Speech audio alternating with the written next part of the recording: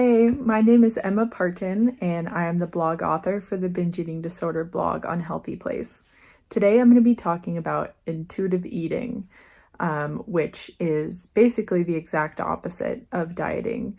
So instead of categorizing foods as good or bad, or cutting out certain food groups, intuitive eating encourages no rules at all, having no rules at all about food. Which is overwhelming at first if you're recovering from an eating disorder.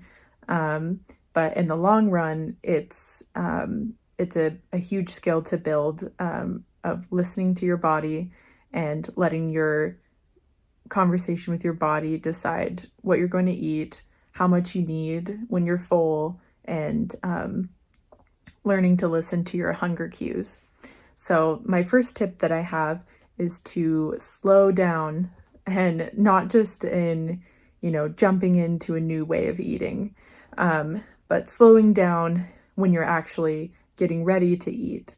If you're noticing that you're hungry, you can kind of check in and make sure that you're physically hungry and not hungry because you're dehydrated or because maybe you're stressed out or feeling sad. So slowing down the process of hunger and eating right away. And so intuitive eating in general is a practice of getting really intimate with your hunger and the things that you like to eat, and learning about yourself.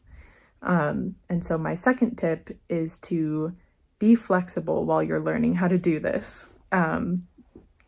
And for me, that means kind of riding the wave of, there's ways that you eat when you are cooking and eating yourself, eating for yourself.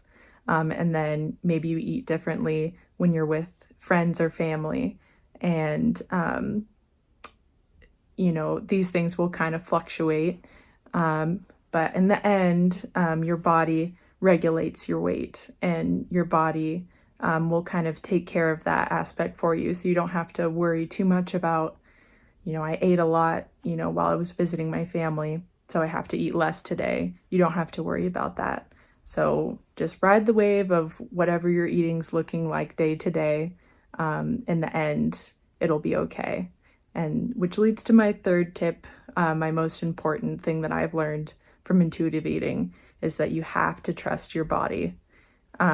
Which is so difficult, especially if you're used to weighing yourself all the time, or wanting to control your weight.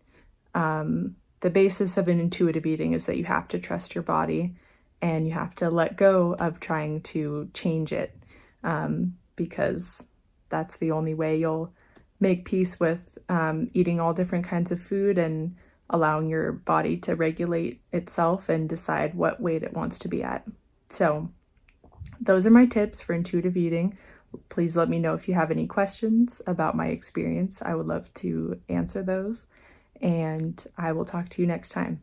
All right, bye-bye.